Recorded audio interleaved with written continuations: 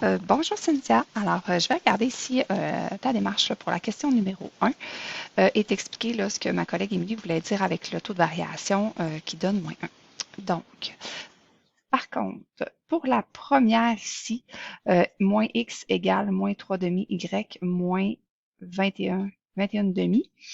Là, tu as transformé en décimale, c'est correct. Par contre, là, ton moins 3 demi y, tu l'envoies à gauche. Alors, il devient positif.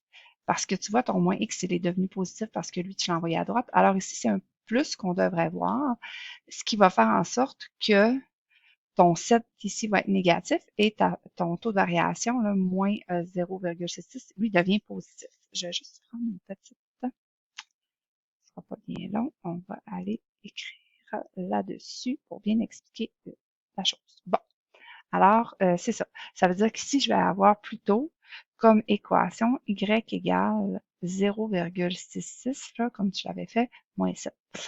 C'est certain que lorsqu'on arrive avec ça, pour aller trouver les taux de variation, c'est peut-être plus difficile à voir parce que là, on est en décimale, OK?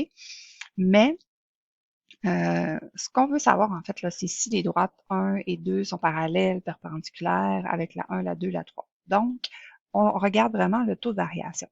Ici, pour le premier, j'ai 0,66. Pour la droite numéro 2, j'ai également 0,66. Et le B, donc l'ordonnée est différente. Ça veut dire que ces deux droites-là, donc la droite 1 dans un plan cartésien et la droite 2, elles sont parallèles. OK? Parce que le taux de variation est le même. Même que là, je te dirais que si je vais, c'est elle que j'aurais dû effacer. Donc, ça, c'est mon plan cartésien.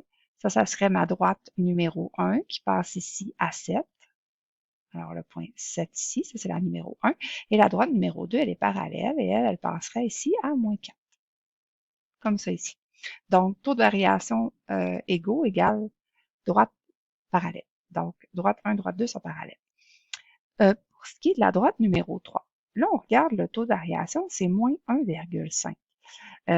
Si tu multiplies ton taux de variation de moins 1,5 avec, ils ont le même taux, la 1 et la 2, là, donc fois 0,66. Là, c'est certain que je te conseille d'entrer le plus de 6 possible sur ta calculatrice pour avoir la réponse la plus juste possible, étant donné que le 6 est périodique. Donc, moins 1,5 fois 0,666, excuse-moi,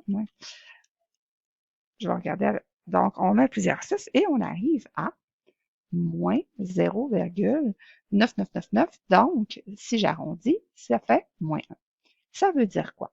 Lorsque je multiplie les deux taux de variation et que la réponse me donne moins 1, c'est ce que ma collègue t'avait indiqué, ça veut dire que les droites sont perpendiculaires. Donc, la droite numéro 1, elle est perpendiculaire à la droite numéro 2.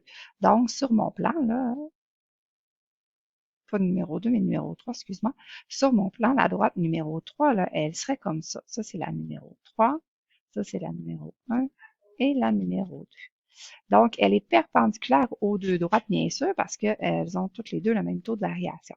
Donc, la 3, perpendiculaire, pourquoi? Parce que son taux de variation, lorsqu'on le multiplie avec les deux autres, ça donne moins 1.